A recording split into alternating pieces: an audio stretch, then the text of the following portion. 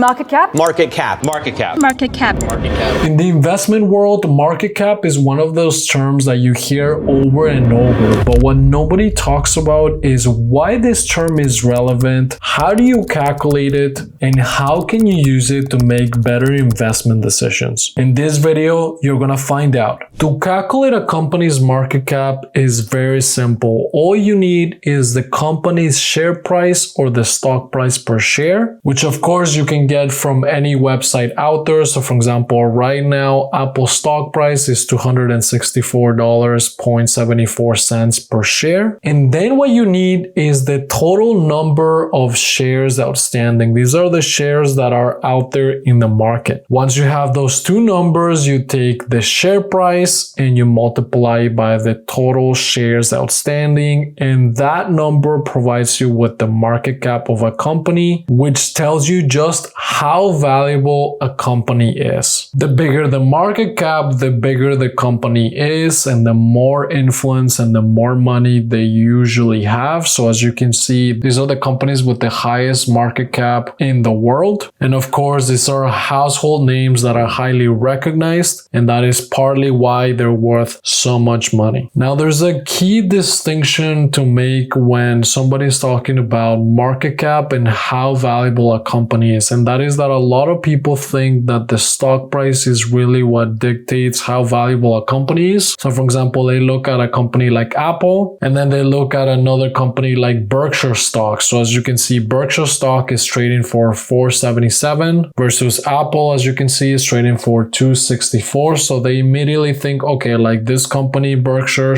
is probably worth more than Apple. But really what matters here is the number of shares outstanding, because as you can see right now, Berkshire Hathaway's market capitalization is around $1 trillion versus if I click on Apple and I look at their market capitalization is almost 4 times the market cap of Berkshire. And the reason why is because although Apple has a lower stock price per share, the company probably has a lot more shares than Berkshire, and that is causing that difference in the market cap. To give you a concrete example, imagine company A has a price per share of $100. So this is their share price right here, but they have 10,000 shares. So if you take 100 times 10,000, that gives you $1 million in market capitalization versus company 2, which has a lower price per share, $1 in this case. So if you take the share price, which is $1, but the company has 1 million shares, then the market cap is still $1 million,